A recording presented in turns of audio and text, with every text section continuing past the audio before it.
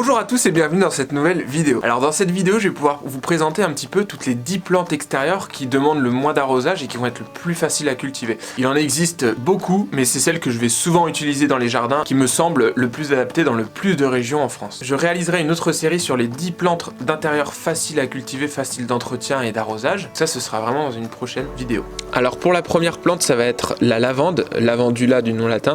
Donc cette plante extérieure demande très peu d'entretien. Elle appartient à la famille des Lamiacées et la floraison est environ de mai à août et on réalise les plantations plutôt au printemps ou à l'automne. L'exposition est plutôt au soleil et en entretien en fait, une fois que l'inflorescence est terminée, vous venez couper vraiment au ras des feuilles l'inflorescence pour vraiment retailler la lavande et lui donner une belle forme. C'est assez important ça en termes d'entretien, c'est la seule chose qu'il faut faire dans l'année. Ensuite on a l'allium, on les retrouve souvent dans les jardins en Loire-Atlantique. Moi je trouve ça intéressant parce que ça donne un petit peu de volume au jardin, c'est pas forcément commun, c'est une aille décorative, elle a besoin de très peu d'eau. Elle est de la famille des Amaryllidaceae, donc la floraison est entre mai à juin, elle est assez courte.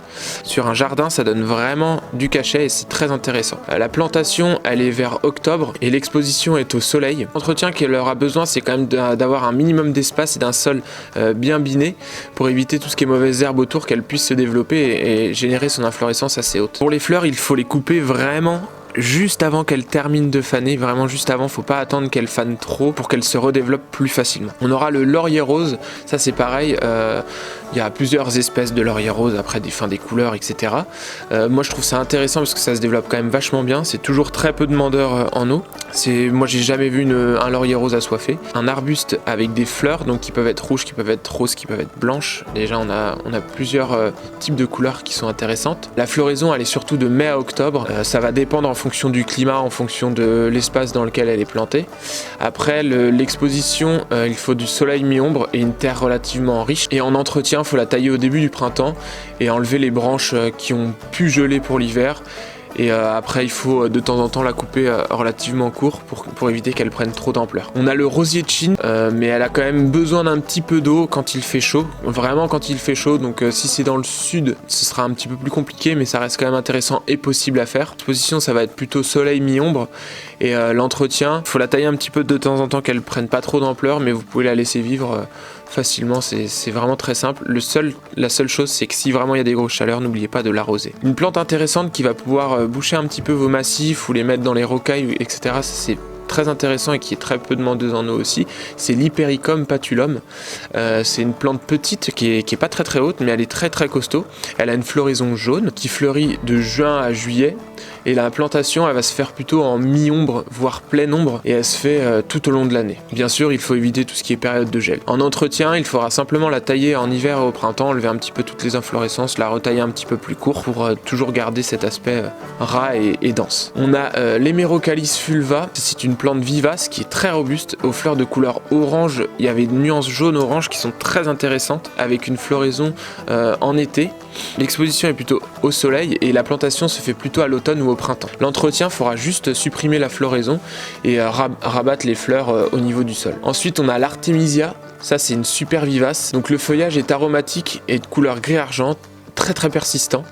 Donc la plantation elle se fait plutôt en soleil et en sol drainé, donc elle n'a pas forcément besoin d'eau non plus. Et l'entretien, il faut la tailler tous les printemps pour un port compact pour qu'elle garde justement cet aspect compact de la plante. Après on a le Géranium sanguineum.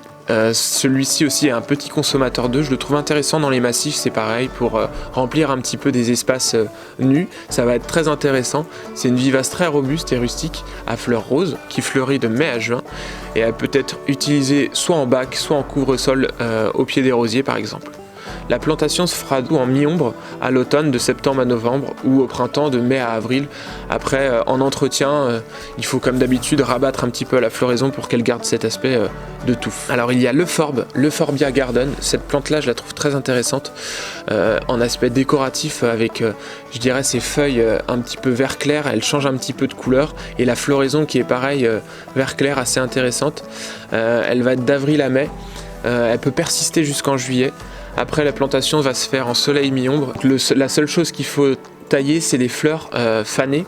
Cependant il faut quand même être vigilant à ça parce qu'elle a une sève blanche qui peut être irritante pour la peau et même pour les yeux, donc faut faire attention quand on porte des gants quand on taille ce genre de plante et on fait attention à pas se frotter les yeux ou des choses comme ça à côté. Alors on a l'oranger du Mexique, le Schwarzia ternata, ça c'est très planté aussi dans nos régions, ça fonctionne très très bien. La floraison elle se fait de mai à septembre, avec des fleurs blanches odorantes qui sont très agréables, elles attirent beaucoup d'insectes, c'est très intéressant je trouve dans un jardin. La plantation va se faire en mi-ombre, moi je conçois, enfin je la plante très souvent en mi-ombre, ça marche très très bien. Et après faut la planter aussi à l'abri du vent pour éviter qu'elle se dégarnisse. Si elle est trop au vent, elle va avoir tendance à ne pas être assez en boule. Après la taille, elle va pouvoir se faire soit en boule sujet seul ou soit en haie, c'est possible aussi. Bon, j'espère que cette vidéo vous a plu. N'hésitez pas à me mettre un petit pouce bleu pour m'encourager, à vous abonner à la chaîne, c'est très important. Je vais réaliser de nombreux concours dans l'année. Et n'oubliez pas, si vous avez besoin de conseils, je suis toujours là pour vous et pour vous aider. Je vous dis à une prochaine.